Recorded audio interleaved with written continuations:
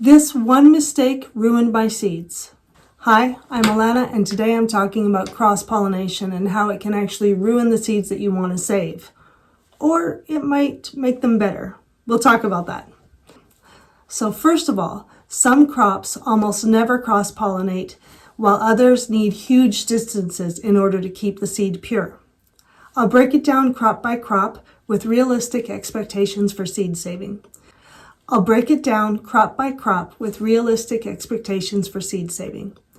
If you're just growing them to eat, it's not going to matter at all.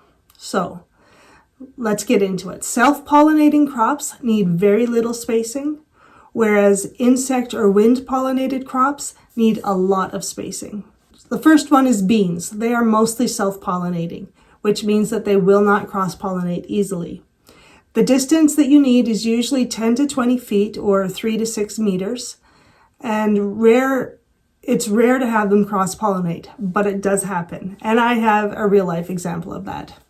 So when we moved to this place, the people who were here grew a purple pole bean, and I loved it, and I wanted to save seed.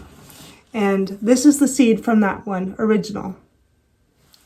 Now, the next year, or a couple years after that, I grew a yellow pole bean beside it, and over time they cross-pollinated. And so this past year, in 2025, this is the kind of bean that I ended up with. Let's see if you can see that. And here's the difference between the two.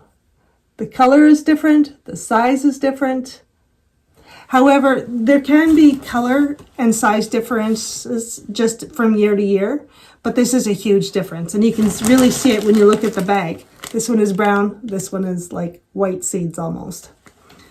And of course, my beans, they weren't a dark purple anymore. This past year, they were mottled green and purple, kind of hazy color. So that's why I always try to save pure seed, so I have something to fall back on. Now this is great if you're looking for food security, because these are big seeds, and the beans were huge because they were a hybrid. They've hybridized naturally, and we have these really big beans. So it just depends on what you're going for. The next one is tomatoes. They are mostly self-pollinating, but they can cross. So the distance that you want them apart is generally 3 to 8 meters or 10 to 25 feet. 50 feet if you want to be extra safe. But I've been saving seeds from tomatoes for many years, and I've actually not noticed any of them cross-pollinate, and they've been planted side by side. So there you go. Beans were supposed to be safer, but I had a problem with beans. And then my tomatoes were supposed to be a little bit more risky, but I've had no problem with them, so who knows? Please take a moment to subscribe. Thanks so much. Now back to our video. The next one is corn. Corn is wind pollinated, and that's why you want to grow it in blocks, not single rows. You want a block of corn so that when the wind blows, it'll cross-pollinate all of your corn. Well, not cross-pollinate. It will pollinate all of your corn. If you're going to grow different varieties that you want to save seed from, you need to plant them about 500 to 1,000 feet apart, or that is 150 to 300 meters apart. Or you can plant them at different times. You can space them 2 to 3 weeks apart so that they don't flower at the same time. I tried that this past year. I grew a really short season corn that was supposed to flower within 60 days or so. And then I grew a long season corn that was supposed to flower at about 85 to 90 days. But they kind of came on at the same time, so I got a little bit of cross-pollination happening. So again, this is a hard crop to isolate, and I have lots of room so I can do it. If you're growing in the city with some of these things, it's just not going to be able to get true seed off of them. But I'll give you an example. So this is what I ended up with last year. This is a mixture of, or a cross-pollination of Magic Manna, Painted Mountain, Cascade Ruby, and Lavender Mandan, which is a purple parching corn. So this is kind of a mixture of everything. And to be fair, this will be, if I want to continue growing this, it would be great for flour and parching corn, that type of thing, grinding into flour. And it'll have lots of different genetics in it, so it will have really good,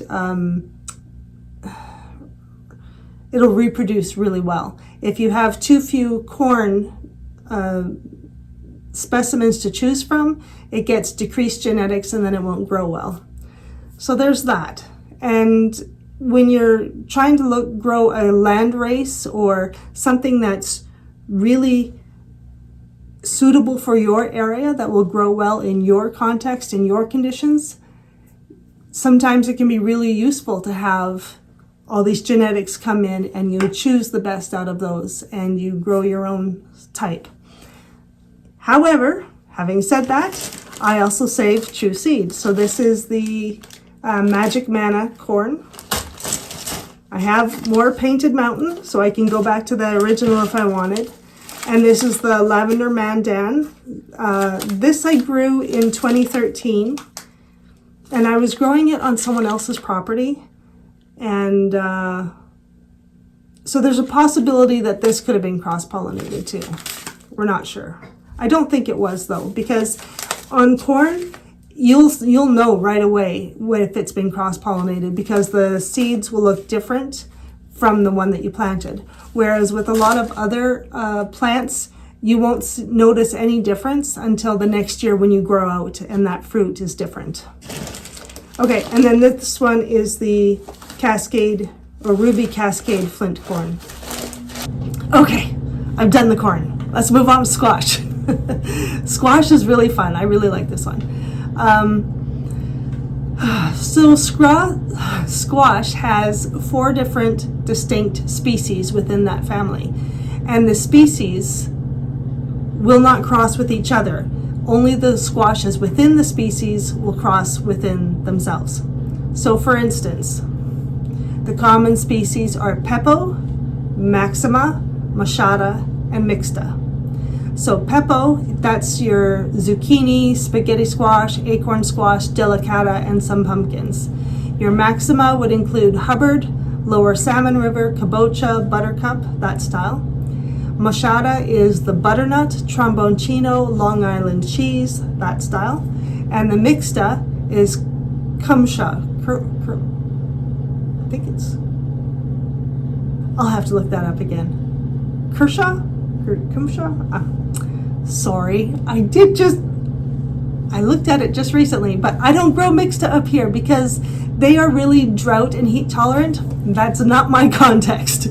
So I don't even worry about them. Kusha. I'm pretty sure that's what it is. Okay, so if you're growing things within the same species, say if you want a zucchini squash and a delicata squash, which, as you know, or maybe you don't, those are completely different. A delicata is really sweet and a zucchini is really bland. So those will cross with each other, and so you would need to have a half-mile distance between those varieties is ideal, or 800 meters. The minimum you would want is 800 feet or about 250 meters between those. And even then, there's still some risk. So, but if you wanted to grow a zucchini and a butternut, they will not cross because they're not in the same family or the same species. Okay. Next is cucumbers. They do cross with other cucumbers, but they do not cross with melons or squash. And if you're growing 2 different types of cucumbers, you want half a mile or 800 meters between them. That's the ideal range. You could go down to 300 to 800 feet, but there's still risk there. The next family is cabbage or brassica family. And these cross very easily. You want a half mile or 800 meters between different varieties. So that would be your broccoli, kale, Brussels sprouts, cabbage, those types of things. They will all cross-pollinate, and then you'll get some kind of different thing growing next year. if you save seeds from that. Turnips, you want half mile or 800 meters, and they will cross with other turnip varieties, and they will cross with some mustard varieties. So, because they are part of the Brassica family again. Now, lettuce is mostly self-pollinating, so they're very easy to save seeds from because they don't cross-pollinate. So for those, you want 10 to 20 feet or 3 to 6 meters is usually enough. 20 to 50 feet if you want to be extra cautious.